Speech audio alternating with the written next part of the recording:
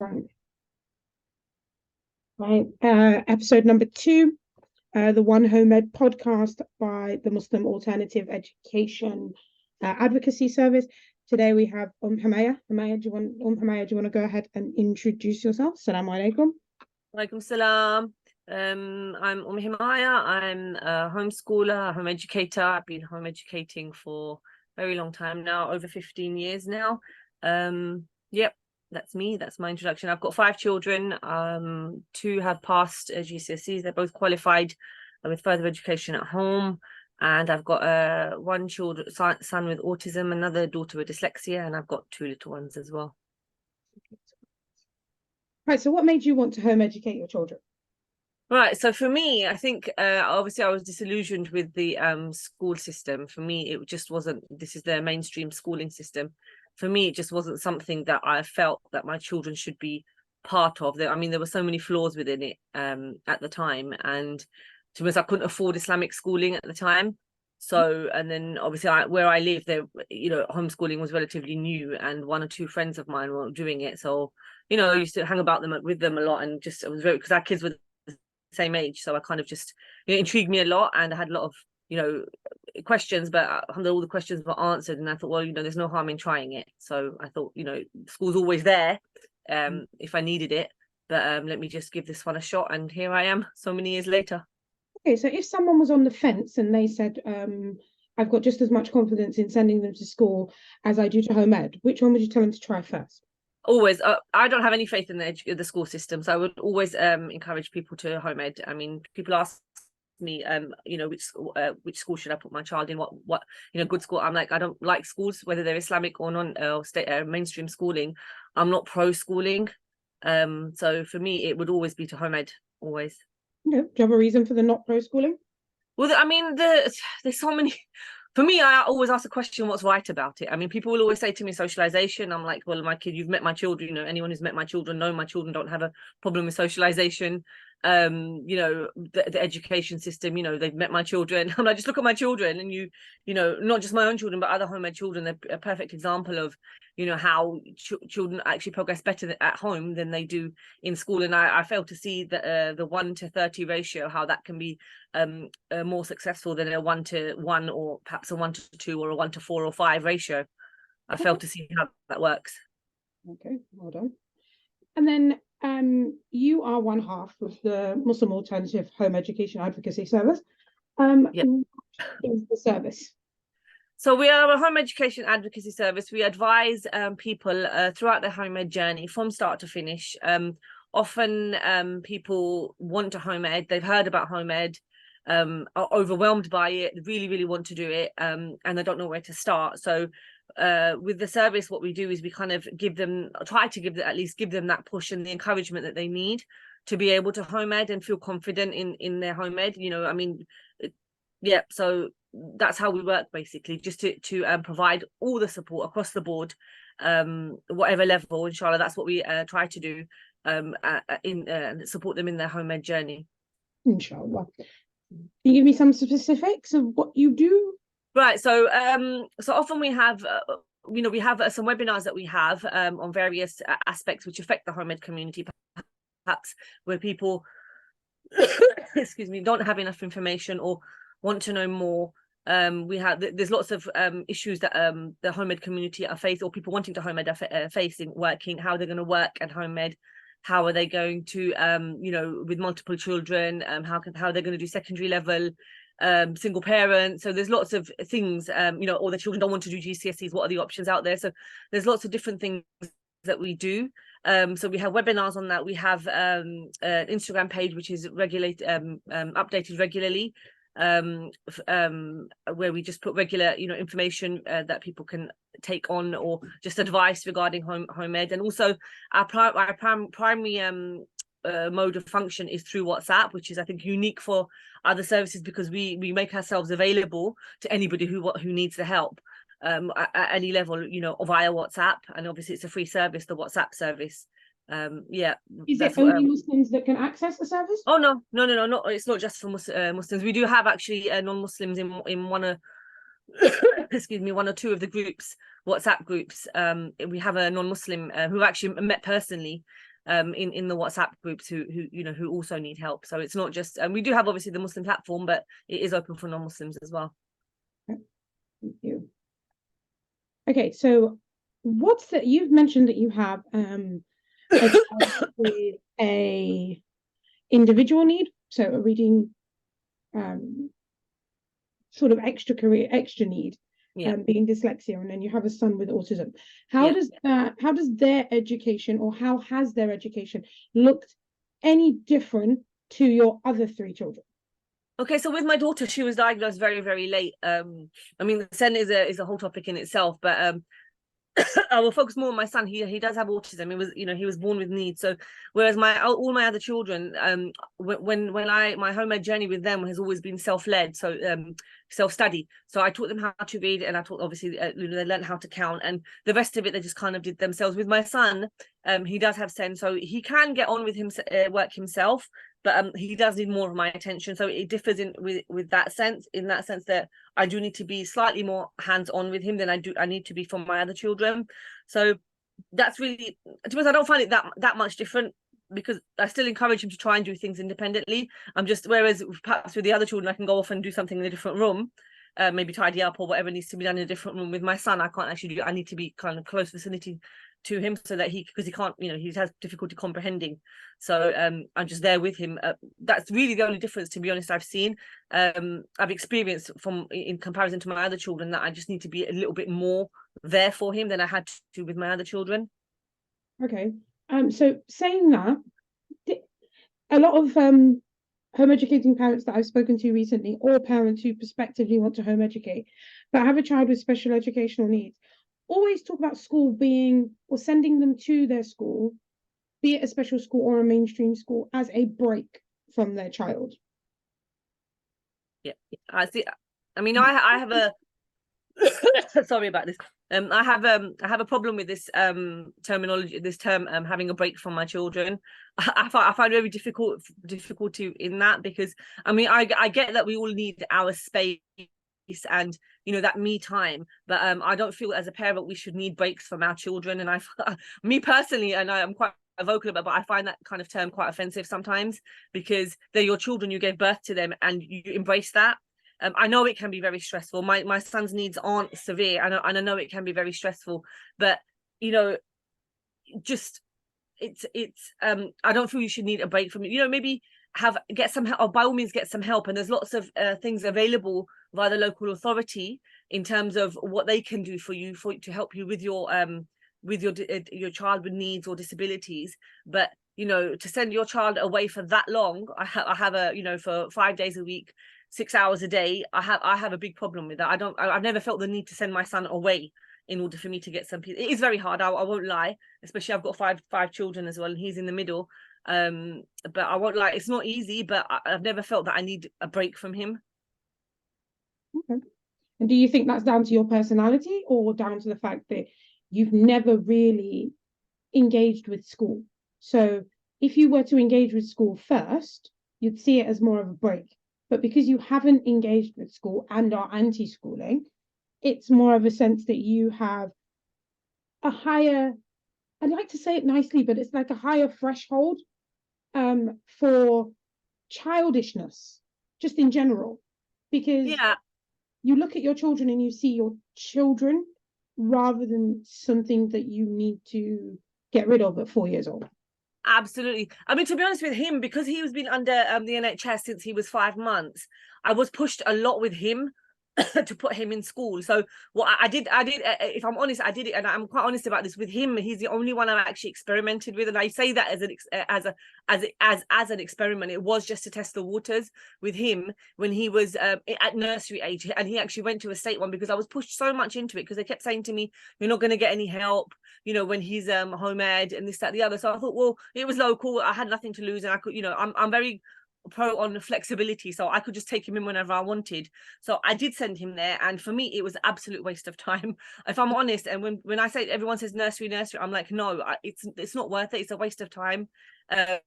Yeah, so I've lost my trail of thought. So but sending sending them somewhere, going school first and not home ed first? Yeah, so with him, I mean, for me, home ed has been from birth anyway. It's always been nurturing. But I just no, I just don't. I never felt the need, to be honest. With him, I just tested the waters, but I don't think it's really necessary, to be honest. Okay, because you find a lot of people who one child has special educational needs and they've decided to pull that child from school or to deregister them, which is the official term, deregistering them from school. They find that then it's sort of the child that's left in school, not that they're not in a way coping in that environment. That child could have no additional needs whatsoever, but they find that then it interrupts family life. So school is then becomes an interruption to the things that they could get done.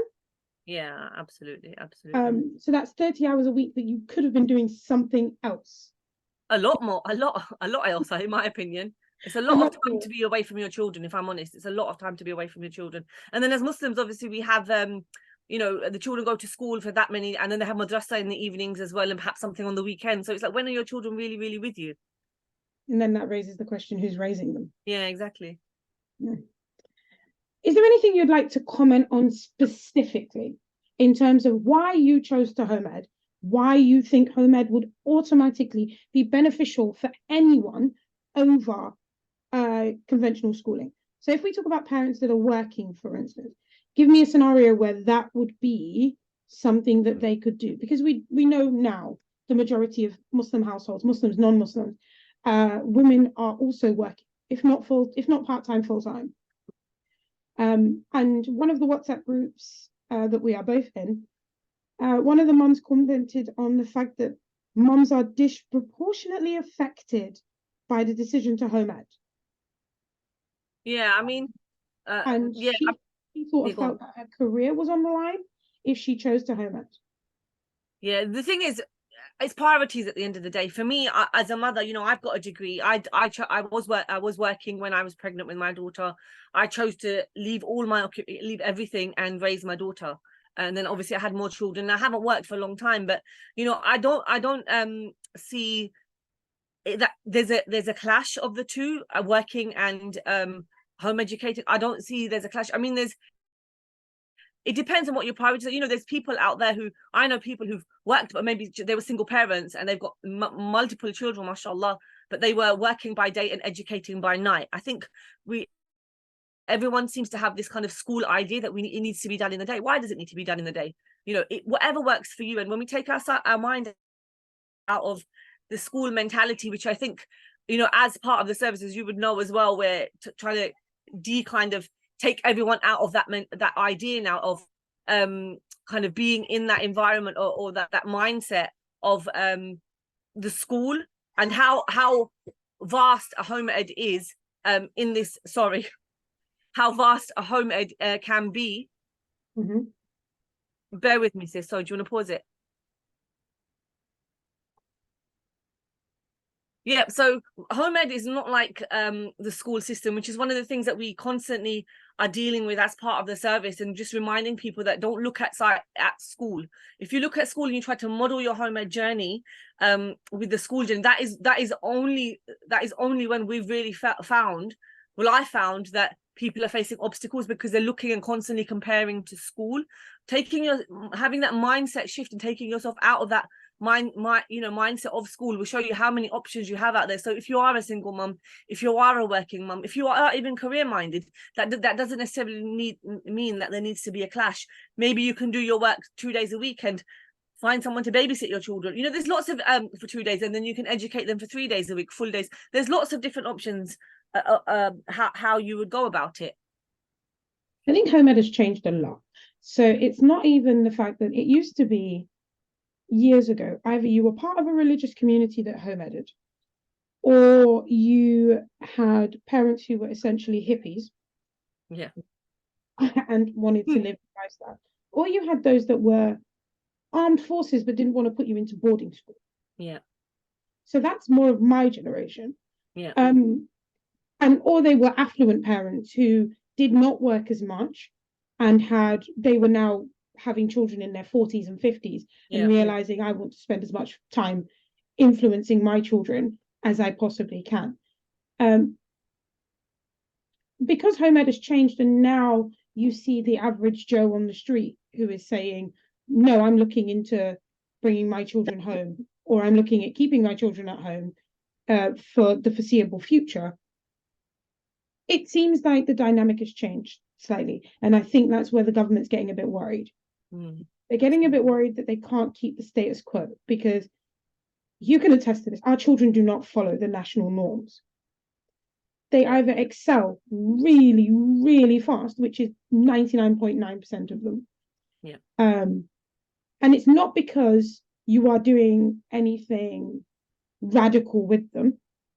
It's just that they have more time to dwell on things. Yeah. So that freedom sort of gives them a very different perspective on life in general. And most of them turn out to be things like entrepreneurs. And if they don't, and they go into mainstream fields, like a lot of people are like, well, what's going to happen if they want to study medicine? That doesn't really make that much of a difference, because GCSEs can be paid for instance. A levels can be paid for. They can attend college. They have no problem attending university. So home ed, as when people say to you, do you find it expensive? What would you respond to that? I would say no. Thing is, because I've been doing it for a very long time, obviously you learn a lot. When you start off, you do end up buying, loads and lots and lots, and you end up spending lots and lots and lots. But what has happened now, my doors are always open, so I always said to people, come around. I'm quite open like that. Come around, we can, organize it, like, to friends as well. They've come, and I've shown them the kind of resources that I've used, because often what's happening, people are buying things on recommendation, but not knowing what they're buying. So I'm just, have a look. You can borrow. There's subscriptions, lots of freebies out there as well. There's lots of stuff out there, so it doesn't need to be expensive. So the cost does amount if you're purely when it's coming towards GCSEs, but at primary level, the main cost, to be honest, is probably maybe just the books, and maybe if they're doing clubs. It just depends, really, but there's lots of things that the council provide that they can participate in, which are obviously free. But then there's some other stuff which I think some people like the exclusively Muslim ones, which is absolutely fine. There's those as well. So it doesn't need to be expensive at all. It's just you just need to learn how to budget, really, like you would do with anything else. It's the same with home ed. And that's the issue, isn't it? A lot of people are not budgeting for this. Yeah. And are doing it as in a sense of a knee-jerk reaction. But you are seeing the idea of home educators tend to view things very differently. So for me, I have a career, but it's not at the expense of my children. Exactly. That's the mistake that people make. So the classes that I teach are geared towards home educated children, but I also have my daughter, or one of my daughters at least, in one of those classes. So I'm doing, well, in a sense, killing two birds with one stone. But then you could also do the idea of what you were saying is, I know people who their children go to a tuition center all day, but the things that they particularly want them to learn, they will do that in the evening. And that's because they have to work, or they are a single parent, or they are a medical doctor who is required to take shifts. But there's also the flexibility of knowing that it is the home ed community. So the community, I've never seen anything like it when the government really wanted to do their registration. I have never seen our communities, regardless of race, religion, creed, whether they had different views on everything, came together under that banner of home ed and fought. Yeah. Because they wanted to keep their freedoms. Yeah. And I think that's the issue with home editors, is home editors are not your status quo parents who are very happy to drop off their children at 9 o'clock in the morning and race off, regardless of whether they've got work or not going to work. They will race off as though they've been released from some sort of jail. Absolutely. And I'm sort of, okay, great. But then you've also got to think home ed is only for a season. Yeah. It's true. It's true. You've got to have a reason, and you've got to know that it's only for a season. Yeah, and the way I see it, they're so young, and they're only young once. And for me, it's a sense of achievement. When I look at my children, I think, I did that. Somebody, no, it wasn't somebody. I didn't let somebody else do that. The achievement that I can honestly say it was me. It's not easy. I'm not gonna lie. It hasn't been easy. More so when my son was born, because obviously he's in the middle, so I've got two before older than him, and then two younger. So when he was born, he had NHS appointments weekly. There were loads of appointments weekly, so they would come with me with their books in tow. So it wasn't easy for them, more so than the younger ones. But I wouldn't change it for the world, that. And I think that, my age, when my youngest reaches GCSEs, I would be like almost of retirement age. But then I think, alhamdulillah, I wouldn't have it anyway. I can't imagine it being any other way. It does take up my time, but the longer you do it, the easier it gets. I think you just find more ways of doing it quickly. But Yeah. then also you've got the older ones, and it's more than likely that they've had a conversation with the younger ones. So the younger ones will learn things quicker. Yeah, than absolutely. You spent all of that time teaching this one, oh, I don't know, the digestive system, and their sibling will come along and just give them a shortcut. Yeah. And you're like, okay, then that just saves me a job. Thanks for that. Love you dearly. And the thing that I find is with my older children, they're very good with the younger ones. And often, we're constantly dealing with messages in the groups. How do you deal with sibling rivalry? And I'm like, well, for me, to be honest, it is there, but it's not on the scale that everybody else is with everybody else, because they just get to, they live with each other. They've been in each other's faces since they were babies. They just kind of learn to live with it. And they do have obviously their issues, but it's not as bad as, I think, a lot of the issues that are faced in school. We don't tend to face them because a lot of it is triggered by school. The behaviors, the attitudes, a lot of it is all triggered by school. That's between siblings and the kind of adult child parent child relationship as well. A lot of that is triggered from school, which I don't have that problem at home. So it's sort of like the idea of school is essentially that interruption and the disconnect of family life. Because absolutely. I'd love to pose the question to people. So they've got a 5-year-old, for instance, and they sort of go, oh, but my 5-year-old needs to learn X, Y, and Z and that means they need to be in school. And I was like, did you send them to school to learn to walk and talk and feed themselves? No. Okay, so then what is it at that point of the age of 5 or 4 in some cases that now makes you incompetent? Yeah, exactly. What makes you incompetent at that point? It's the belief that you have that you are incompetent. And you've bought into the mindset that the moment your child turns 4+, you are now no longer the best thing for your child. Yeah, and I mean, I keep reminding people that, the best teacher for the, when the hadith says that the best teacher for the child is a mother. But why is that exclusive to just the house? Why isn't it the same with education? All the best people in the past, there were no schools, as we know them at the time of the Nabi Sallallahu Alaihi Wasallam. There were no schools at the time of the Nabi Sallallahu Alaihi Wasallam, schools as we know them at the time of the Nabi Sallallahu Alaihi Wasallam, and beyond that. They were in whatever form, but it wasn't in the form that we know. And we've got, our history is glorious. But I think people tend to forget that kind of just, well, like you said, by the age of 4 or 5, they no longer want to be that teacher for their child for some odd reason. I don't understand it. For me, I'm always questioning people. Look, why do you need to put them? Because they need to be educated. I've got language barrier, this, that, the other. I'm like, these don't need to be obstacles. They're not obstacles. And even if they are, why can't you not find ways around them? Yeah, exactly. So if language is a barrier, don't worry about the kids. Mine are doing the same nonsense at the moment. If you've got this idea that you're looking at it from that point of view, that you're willing to find that you've located the obstacle, and the best thing for you to do is to find a way around it. Yeah. Because I find that some people then make that decision a very reactionary decision where they send the child back to school. So they pull the child out, send them back, and then you've got this sort of yo-yo idea of they're in school, they're out of school, they're in school, they're out of school. So the child never really gets a solid education anyway. So it's the idea of make the decision that you're going to make and sort of go with it. And if you're not comfortable in making that decision, then that says a lot more about parents than it does about the child. Absolutely, really and truly, honestly. I mean, I speak to children all the time, and we're around a lot of children. I'm like, do you enjoy school? Every single one of them says no. So why are you sending them there? I'm like, I don't get it. All the children I speak to, do you enjoy? No, I don't like being at school. Are you mad? This is the kind of attitude that I get.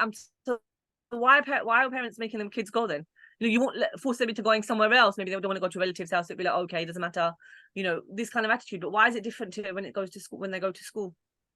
Because they see it as school as the default, whereas home ed is actually the default. The default, which is what we explain that to people is really exactly hard. Yeah. Like, you are parenting, you have given away your part of your parenting rights to the state. Yeah. That is why they can tell you what your child has to wear, what days they have to be there, what time they have to be there. You can't take a day. You have to apply to take your child on holiday. It's madness. And someone else can tell you that your child does not deserve a holiday. Yeah, it's true. Are you serious? That's the sort of thing you think is normal. Mm. And they sort of go, well, yeah, that's how it's always been. I was like, no. No, it hasn't. Historically, it has not always been like that. But then looking at it from a Muslim perspective, and a mainly Muslim perspective, if you were, say, for instance, your first child was now, we're in August 21st, was due to start mainstream school this September, what would be your message to those particular parents? They've applied for school. They've now come across home ed. They're tinkering on the fence. Give them 5 reasons why you would not do the school thing first. Firstly, 5 reasons. So firstly, my first reason would be is that I don't think it will benefit your child, if I'm honest. If you want your child to be the pleasant child that you've raised, keep them at home. Because I find that so many people, when they have send their children to school and then withdrawn them, they've all said, I've got my child back. Everyone said that. The pleasant child that I once had, my child is back. So I would say don't honestly, my advice would be don't do it. Secondly, I would say, think about home ed. Just go in for the plunge. It's not as difficult as people make it out to be. And don't look at COVID, because everyone says, oh, I did it in COVID. Don't look at COVID as the model for home ed, because what happened in COVID, everyone was locked down, literally. We weren't allowed to the parks. You weren't allowed to go out, barely out for a walk. Don't look at COVID as as the benchmark of your home ed journey. This isn't home ed. It's not like that at all. Also, to think about that one. That's 2. Yeah. From a Muslim perspective, you've also got to think about if they're not going to an Islamic school, what are they missing out on? If they're not going to Islamic school, obviously, where I live, to be honest, I talk to people. I'm in Tower Hamlets, and I talk to people all the time. Everyone's like, being around Muslims. I'm like, but they're in Tower Hamlets. There's Muslims everywhere, so I don't see that as the issue. But as Muslims, I think there's certain things that are taught actually in the schools which are quite shocking. And I know in Islamic schools that they still have to be taught, but at perhaps a toned down version, but they still need to be taught. You have those worries about what your child is going to be exposed to. So you don't have to, what you teach your child at home is entirely up to you. How you teach your child is entirely up to you. When you teach your child is entirely up to you. So these are the things to keep in mind. Is it okay to teach a 3, 4, 5, 6-year-old certain things that you perhaps certainly didn't know when you were that age? So this is one of the things to think about as well. You have that kind of autonomy over teaching your child. If autonomy is the correct word, but you're able to teach your child when your child is mentally and is able to acknowledge and accept that and accept difference as well. So I think there's a lot of issues, a lot of things that are taught in schools, and perhaps even not taught in schools, that your child will definitely benefit from at home. Yeah, because you find a lot of teenagers, and that's the one thing that really surprised me, is that a lot of teenagers do not know how taxes work. Yeah. They don't know how a mortgage works. They don't know how renting works. But the main thing for me, I think, I look at it from a different perspective because I'm a revert, right? So for me, it was, I chose to raise children upon the Deen of Islam. Yeah. And the first thing that they're going to be asked about on the Day of Judgment is their salah. if I chose to fill in an application form to send you to school and school is refusing you the right to make your sellout on time, who's at fault? Yeah, exactly. You as a parent. I would be so scared, like for me, as a Muslim, to stand in front of Allah subhanahu wa ta'ala. But they needed to obtain like 6 to 7 GCSEs to get into college. So I decided that I was going to give them to somebody else because I didn't think I was capable of it, even though you gave them to me. I didn't think I was capable of doing the job that you gave me to. So I delegated it. And I delegated it to the point where my little, I don't know, Sophia now doesn't wear hijab. She doesn't pray, but she has 8 GCSEs. Yeah, exactly. And that's the only thing, like when that full GCSE discussion was going on that WhatsApp, that was the only thing that was running through my head. So I literally, I just ignored it because I couldn't say anything else. Yeah. I didn't want to come across as rude, number one. But then number two, I didn't want to come across as though I was judging a parent's choice. Because at the end of the day, they are weighing up two things here, right? Deen and education combined, but that means sacrificing your time versus a mainstream, very bland education with no deen. Yeah, exactly. But to be honest, I was speaking to someone yesterday and they were saying to me that they want a home ed because they're putting their child into an Islamic school, which is no longer doing Islamic studies because the school is failing Ofsted. So they've had to compromise Islamic study, all the Islamic curriculum to save face and to not lose their Ofsted rating.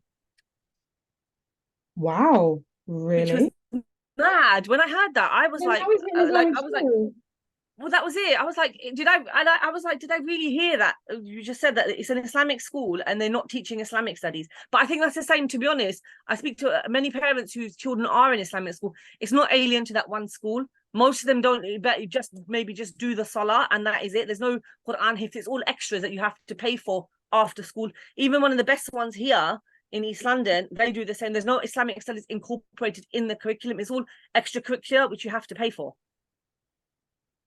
Oh, wow. Yeah. So this is something I'm recently discovering. Yeah, I mean, it's some. So I think that, well, then why are you sending your child if you're not sending them for the time? You might as well send them to a madrasa which does that stuff anyway.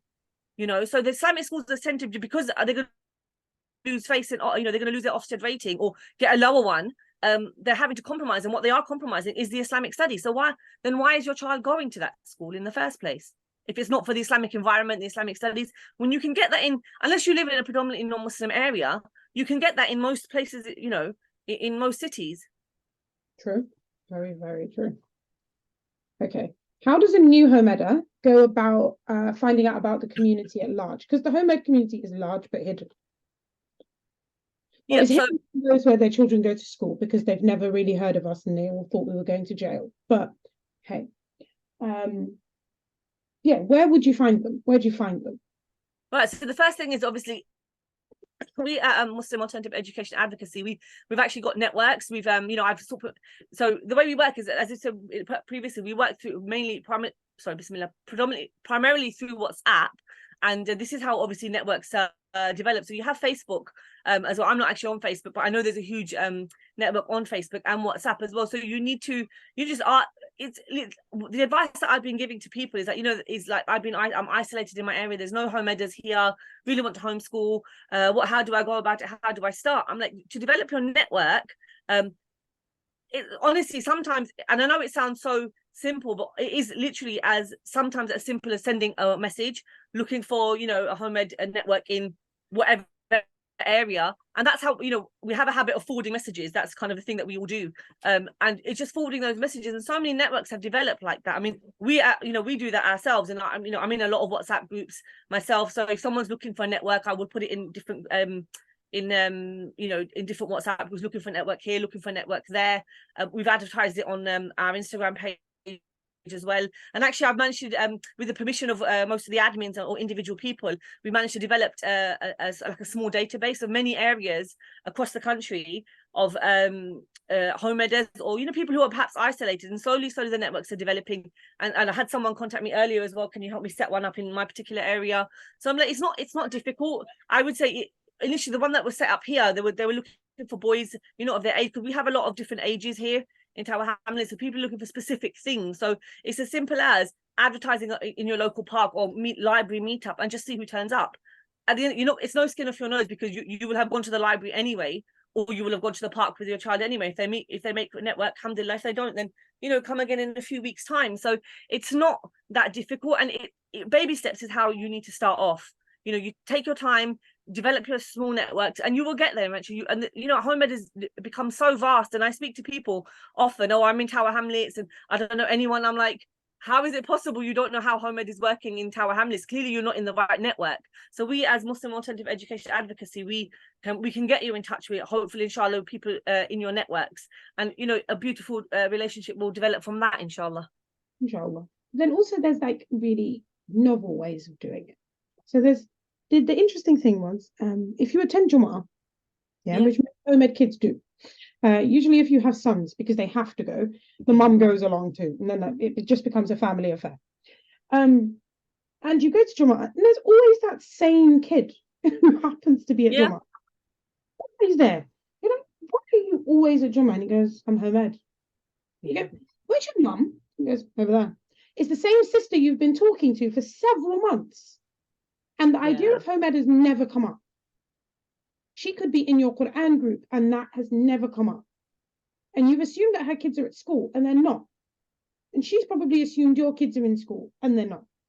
So just looking at those novel ways, like, okay, I'm in the masjid, and there's like 7 little girls here. Why are they here? And they're too old to be 3, 4. They're like 11, 12. Why are you here? Well, I'm home ed. And that's how one of the circles that I'm involved in just became a thing. And then more parents were sort of like, oh, you lot are really close. Like, how do you know each other? We all home ed. And they go, oh, I've been looking for people that want to home ed, or are home edding, because I have some questions. And even putting yourself forward at the masjid. So it's the idea of saying to the imam, okay, we home ed. If you get questions about school, for instance, or wanting to home ed, direct them to me. Yeah. And then they will come along and say, yeah, we don't know that much about it because our kids are young. Okay, what do you want to do? Just give them my WhatsApp number. You'll be fine. Yeah. So I mean, it's about networking and making yourself available. I think a lot of people are just lazy. I think here as well, we've got there's a lot of accessibility now as well. A lot of the masjids are more welcoming now because of for whatever reason, but a lot of the masjids are more accommodating. I mean, we for the home ed community as well, they're loving it, because I think they see that there's not enough out there for the youth. So this is kind of the growing thing now. So I think it's definitely, people are more and more open to it. Even the local community centres we've got around here, they're more open to it, offering free hire, which is really, really good for us, because often, when we need to do things, the cost is obviously a problem, becomes a problem sometimes. But we've had people come up to us, community centres, say, we'll offer it to you for free. Yeah, because they need to fill the space. Yeah. Number one. And then number two, you're more than likely then, if you enjoy the space and use the space, when you actually need it for something like a family gathering or whatever, you will use that space, because unfortunately, Tower Hamlets doesn't have very big houses. Yeah. And that's another thing that people were talking about, is like home editing in small spaces.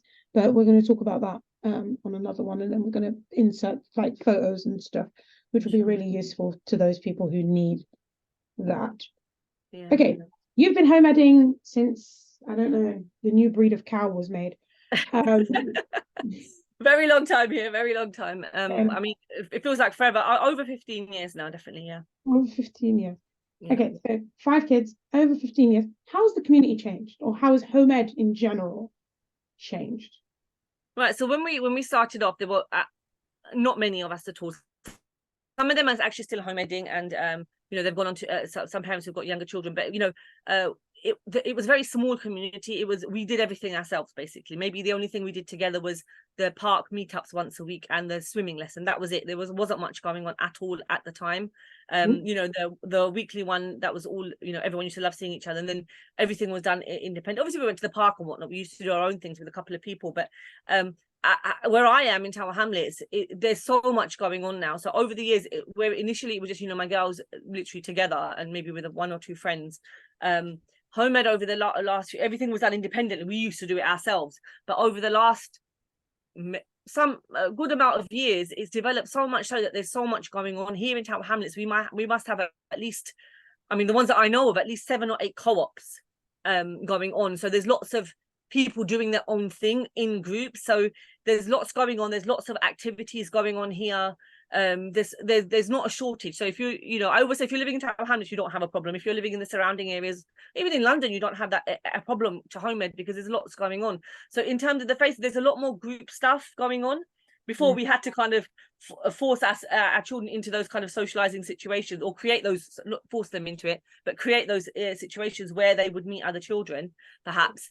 But it's not the case now. There's so much going on. There's not a shortage of things going on. So definitely in terms of the practical side of things and where you can take your children and what they can do outside of the home, there's a huge amount of stuff going on, and that's not just exclusive to Tower Hamlets and London. I know there's a lot going on outside, and there's even now, because the local councils are doing a lot more than they were before as well, that we can take advantage of the free activities that take place. So there wasn't that much going on maybe 10-15 years ago. Now there's a lot more going on, lots of different things, especially for SEN as well. There's things going on for SEN children, which is quite beneficial as well. But then it's also like the major things that have changed, like trampoline parks are willing to put on Home Ed days, because they know that they've got to be open anyway. They've got to staff it anyway. And if we give Home Ed as a deep discount, they will come and they will spend their money, and the kids will eat with us, and we'll be making at least enough to cover our staffing costs, which they don't usually have the ability to do. Then you also have, I think, the Science Museum and the History Museum didn't have Home Ed days 15 years ago. Now they've got full-on Home Ed days where they block it out for the entire day, where you have to be Home Ed to actually participate. I think those have been really strange. The VNA also has one, and I think the children's VNA has Home Ed days as well. Possibly. I mean, that's just newly open now, so I mean, that's just been refurbished. It's just it's worthwhile checking. It used to be out. The Childhood Museum, didn't it? Yeah, Museum of Childhood. Yeah, they refurbished it and named it just VNA now, I think. Children's VNA. Children's VNA, yeah. Yeah. So it's sort of, and that's in Bethnal Green. But that's like really, I think that's really eye-opening to the fact that Home Ed is becoming very, I wouldn't say mainstream. I would say a lot more accessible. Well, I mean, there's lots going on in terms of tuition as well. I think people have kind of jumped on after post-COVID, seen that there's been a demand, and you know, there's lots of tuition services out there now, which it wasn't there. It just didn't exist when my girls were little. You know, you know, maybe you had the one odd tutor, but just the vast amount you see nowadays, all these kind of online schools, they didn't exist. They didn't exist. Now there's so many going on. There's so much going on. You know, I don't think, to be honest, if I'm honest, I feel that it doesn't need to be, you know, there's no excuse. If I'm honest, I feel that in today's day and age, there's really no excuse, because it's all there for you anyway. It's already put on a plate for you. So just eat it, you know. Decide what's going on your plate and how much you can handle. It's the idea of, I think, a lot of parents have just, when they've decided to Home Ed, the first thing they've done, and first thing that a lot of my friends that have decided to Home Ed actually say, is that they've come into the knowledge of their dean more. And I've noticed a typo on this background, which I've outlined myself, and I am aware. It's the idea of they're very much more aware of their dean, and then their young little girls and boys who they are having are growing up in an environment where there's not a disconnect between dean and life. And because there's not that disconnect, I think the children are seamlessly practicing dean. Which if you've got to hide it while you're at school, or you can't display it because your opinion may be taken to be offensive to someone else, and that means you've got to hide who you are, but you are more accepted, it causes that problem that most parents who have children in general, it may be more apparent in SEN children, but it may also just be children in general, where we've got a very, very large amount of children being diagnosed with autism.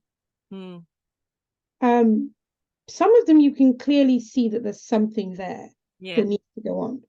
But I've had 4 or 5 mums recently who have come to me and said everything that was on his or her autism diagnosis, the moment I deregistered them, no longer exists. Yeah, absolutely.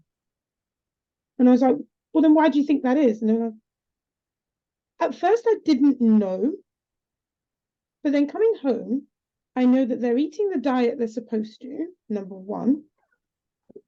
They're also then not away from me, but I also then have a higher threshold for what they do.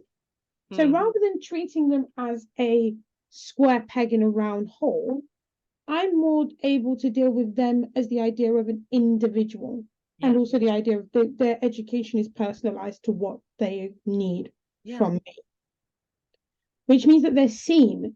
So them sorts of children are now, she said, all of the outbursts he used to have at home, the biting, the kicking, the screaming. We had a case where he must have been about 10, 11. She's given me permission to talk about this, where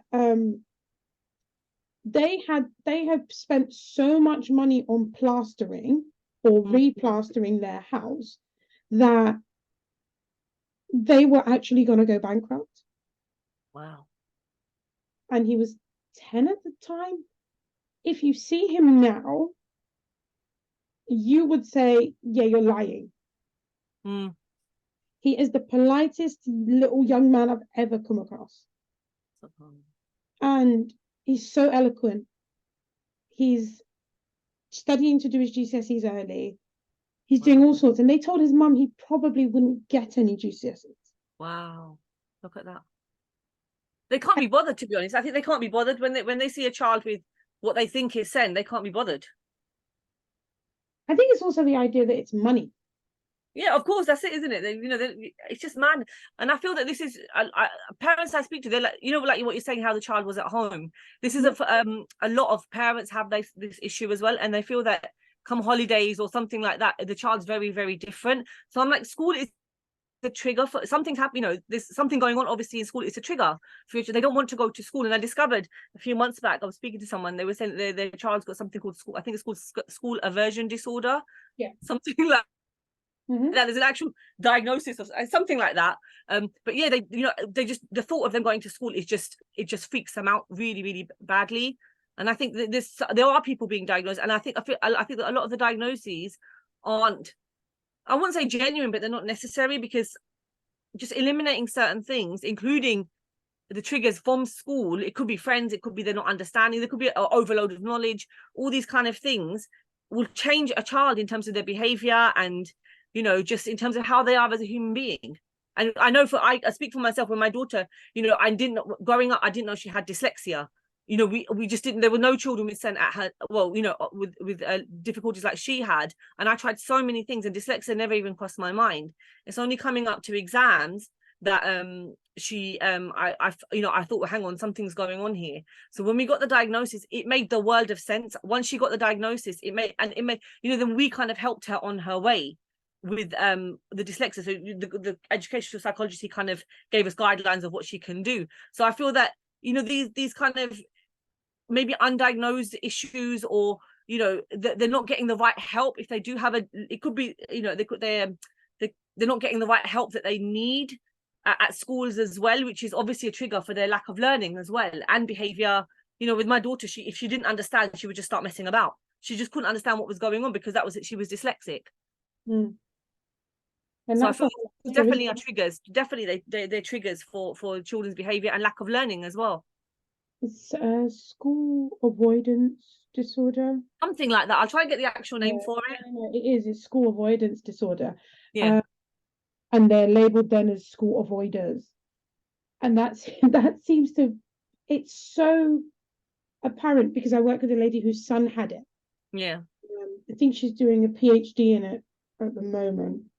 And it's sort of the idea that how is this even allowed to happen? Mm. But then you've got some schools which are just they're really doing the most because case we were dealing with recently where the young boy was in school when it came to year 9, which is 13. Yeah. The school said to his mum they could no longer help him. And what we realized what they'd done was there was like 8 or 9 of these children, which they knew that these children, if they continued in school the way they were with the behavioral issues and all of that sort of stuff, they wouldn't pass GCSEs. So what the school had done is done an actual calculation of which children they needed to get rid of and were off rolling them. Wow, really? Yeah. That is crazy. They were giving them suspensions for things that they didn't do. Then, obviously, after a certain amount of suspensions, it becomes a longer suspension. Yeah. And then after that, it becomes a permanent exclusion. Then they were saying to the parents, no, there's no need for a managed move. You're just going to have to keep them at home. Wow. Because a managed move would mean that they still appeared on the school's paperwork. Yeah. Yeah. Wow. It's crazy, isn't it? That's what the government's supposed to be dealing with. But instead, they've decided to focus on home education. Yeah. And home education has nothing to do with the problems that you're going to have. So even if No. you focus on home education and you focus on the idea of quote unquote illegal schools, okay, that's what you should be looking at. If Yeah. someone's not doing what they're supposed to be doing and they're telling you it's a school, you're paying the fees and it turns out that it's not a school, Yeah. that's something you need to deal with because that's probably your remit within the law. Yeah. But this is home education is not your remit. It's not. Yeah. Yeah. It's crazy. But then a lot of what you're getting with the rise of tuition and then the rise of online schools, I'm sorry, but that's down to my generation. Yeah. And the issue with that is the parents are working, but the parents are what we'll call digital nomads. Mm. So they're working in tech and they have no fixed abode. Mm. So to make sure the children are getting what they assume that they need to get, they're putting them into online schools Mm. and topping it up with tuition. But Yeah. because they're not in the country all the time, they're able to escape that loophole. Right. And by escaping that particular loophole, their children are actually getting the best of both worlds. Yeah. Because they are getting what they would require as a standardized education, which is not what home education is. Yeah. But they would then get the ability to travel to a new country every 3 or 4 months. Yeah. The dream. Yeah. The dream. We've done it. Yeah. And we absolutely loved it. The terminology for it is world schooling. Yeah. But it was done when I did it, it was not world schooling with online school. It was world schooling and you did whatever we were in that country to do. Yeah. Yeah. Yeah. But thank you, madam. I think we're all wrapped up from that one. Is there anything else you want to add? No, just I would say just say Bismillah, go for it. Just make dua, and dua is the key. I mean, obviously, that has helped me throughout my, I've always sometimes hit obstacles, and for me it's always been dua. Dua has always been the key, and ask Allah for guidance. And I believe that everyone can be successful in their homemade journey if you do it properly. Inshallah. Okay. Assalamu alaikum. Alaikum salam.